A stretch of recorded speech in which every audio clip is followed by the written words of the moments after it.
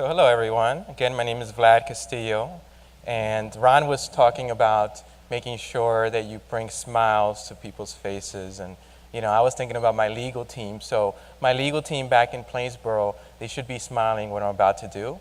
So everything that you hear are my views and my views only, not for Samara Squeb. I will not mention a product or a brand in this setting. But the good news is that we can take the learnings and translate these learnings across multiple categories. So having said all the disclaimers, let's move forward. I think that we're going to be talking about two things. Driving engagement from day one, not from day 30, day 60, day 90, but from day one. Extremely important. And then leveraging insights and learnings along the way to design a better patient experience. So, traditional DTC, DTP model. There's an assumption that when you create an awareness, it gets to an action. It just directly gets to the action. There's an assumption based on that. And the thought is here, if you have patients just become aware of their disease states, of your brand, they're going to take action. They're going to basically find out what to do. They're going to take that action that you want. And I'm questioning that model, and I think we in the past have been questioning this model. But now let's take a look at a case study to look more into this.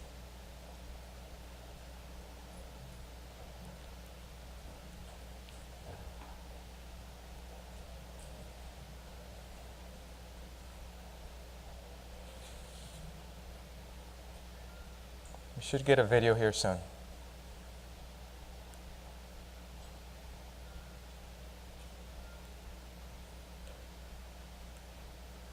Oops. Okay.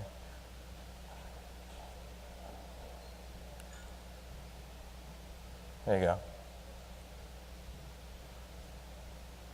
Disbelief. Free your mind.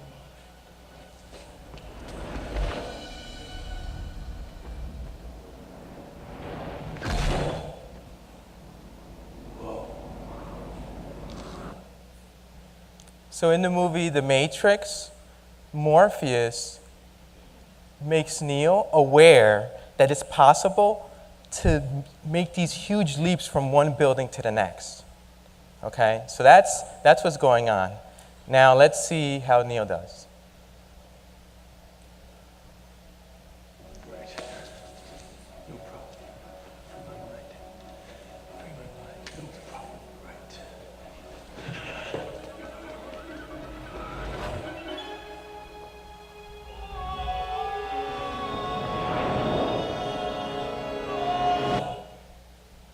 Didn't do so well, did he? That's because awareness does not lead to action. There's that key piece in between. And we feel that's where patients fall in that gap. It's acceptance. Acceptance in terms of what is it that they need to do, right? What is it that they need to succeed in? I mean, here, Morpheus actually did it. So Neo was able to see him succeed, to see Morpheus succeed, but he still didn't get it done. So why did he fail? Acceptance is not a single event as well. In the old DTC model, we would have these DTC commercials, and we would expect the patients to actually know what to do next. It's not a single event, it's a process. It's this process in which the patient has to get to the next step. Now, in regards to this particular talk, I want to talk to you about a story about a brand, which again, I'm not going to mention. It's a de-identified brand. I'm not going to mention the brand, but the story goes that it's a new kind of therapy. The brand, or us, we needed to be able to have patients accept a new kind of therapy, this therapy that's different, that's very different from previous therapies. So in this case, we needed to do a few things. First thing was that we needed to improve or increase the dialogue between the patient and the doctor. And this is a continuous dialogue between the patient, the doctor, as well as the caregiver, as well as other patients like themselves, and as well as our brand in terms of relationship. Now, how did we do this? We did this through what we call surround sound approach. From a mobile perspective, from a digital perspective, from SEO, search engine optimization, from email, and actually also from the old-fashioned direct mail, things like that. One of the speakers before was talking about personalization. And if you know, actually, who here works with pharma? Raise your hand who works with pharma. Okay, a lot of you. Who works in pharma? Okay. So, you guys know how hard it is to do something like this from a pharma perspective. Highly regulated environment, an environment in which anything that we say, we have to take through and get approvals everywhere. So it's really difficult to engage with that patient from a direct, in that direct personalization to that patient. So what did we do? We first of all looked at rallying the troops from an internal perspective.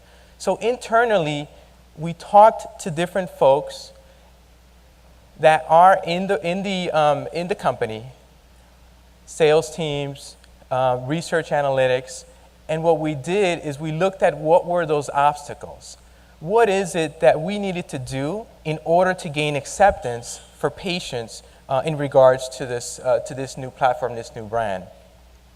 This was extremely important because when you go through the pharma system, you have to become an expert in terms of who to talk to and what is evolving. So something that worked out 5 years ago from a pharma perspective, it's not the same anymore in terms of the folks. You guys know the people who work with pharma, you know that brand marketers are moving along every 2 or 3 years, right? So everything is changing, everything is evolving, and we needed to do that from a rallying the troops perspective in terms of an internal way. Now, the other aspect is externally. So from BMS, we had specific agencies that we worked with for a long time. We worked with these agencies, and what happens when you work with the same people is that sometimes you may end up doing the same old thing, recycling it, coming up with groupthink, things like that. So we wanted to completely change that. We wanted to not start out with the same approach as we've always done, specifically with this new launch. And so what we did is we broke the mold. We went for an agency and partners that understood patients from an emotional perspective, that were as passionate as we were in terms of working with patients, and that understood that we needed to go to that next level. Being nimble, being fast, not having your old, we're going to have a creative brief. It's going to take 4 weeks to go over that creative brief, and then create the creative, and then do the old-fashioned traditional research. We couldn't do that anymore. We really couldn't do that anymore. We had to come up with someone and partners who really understood patients. And for us, it was different people, different partners. Now let me get to the next slide here. Okay. For us, it was Roscott Healthcare. It could be someone different from you, but the point is that you want to completely look at a different model, a different system. The reason is we cannot be left behind in terms of patients. So measurement, metrics, extremely important. We talk about this all the time. How do we know? If we can't get to personalization, what is it that we can do from a farmer perspective? Well, one thing we could do is take a look at the behavior of those folks, of those e-patients that are coming into your website, and look to see how they break out between the high engagers and those folks that are just visiting the site. So when you talk about high engagers, you have to be specific in terms of what you want them to engage with. So if you want them to really, truly understand what your therapy does from an efficacy perspective, if you want them to truly understand how your therapy is different, how your brand works, what's the MOA, then you're going to have to put up different situations from a surround sound approach in which they're going to engage with you with that specific content. And so, to me, this is an extremely important slide because you have to understand, you have to get past your regular web analytics. You have to understand who these high engagers are with the message that you want to have. So, in terms of that, this allows them, the users, to be anonymous, right? But still, you know what their paths are, and you know where they're falling out of in your website. So we did look at 3 levels of measurement. One of the ones was specifically, how are people finding your site? How are people finding our information? So we're finding 56% is coming from organic. To us, that's tremendous. The reason why it's tremendous is because we want to be as relevant as possible in terms of educating. I know that Talia talked about knowledge and motivation. We call it acceptance. And so what we want to do is find ways to create acceptance. As we walk in the hallways of BMS, and I challenge you, as you walk in the hallways of your organization, think of ways, any different ways, that patients will actually accept your message. Don't just throw things out and see if they stick. Find ways and then measure it this way. Find measurements to see what's happening. With us, it's extremely important for organic to be the top here, and that continues to be in place. Now, another part of it is, I mentioned the engagement. We're getting 66% engagement. That means that those actions that we talked about in terms of the pages, in terms of the downloads of how your brand works, of what is the benefit and the safety that the patients need to know, 66% of patients are getting there. To us, that's excellent. We want to get to 100%, right? So is it possible? Maybe not, but that's our goal. Now, in terms of high engagement traffic, we looked at different ways. What are the things people want to see in the homepage, in a pharma website? What are the things people want to see? You know, not only the patients, but their caregivers, which to us, the caregivers are the folks that have that day-to-day responsibility of taking care of that patient. And then what we call the care partners. Care partners is a friend of someone with that disease. It's a daughter that's 2 states away that's interested to find out more information. So it goes beyond the actual patients, but also the caregivers and then the care partners. So what are they looking for? They're looking for reimbursement. How do you pay for something like this, right? They're looking for a checklist, a simple checklist. How do you discuss and have this dialogue with your doctor? And then something that's key, and you're going to be seeing more and more and more of this, is patients like them. They want to see, just like you go to TripAdvisor and you see, someone, you take a look at someone staying at a hotel you're thinking about staying. You want to see what they're saying about it? They want to know they want to hear from other patients. Now, there's a restriction. There's things that we can do, there's things we can't do from a pharmaceutical perspective. But those are the specifics in terms of where we want to get to for acceptance, for engagement. It turns out, and I know we talk about it all the time, but it turns out that a seamless user experience leads to high engagement, leads to acceptance. That's what it leads to. So, top 5 takeaways. Creating engagement starts at day 1, at first exposure. Remember, you want to expose your brand at day 1. So what that means is you plan for it 6 months, in case of pharma, 6 months, a year, 2 years before that day comes. So that when that day 1 comes in, then basically that first exposure to your brand exists. Awareness alone is not enough. We need to get past that.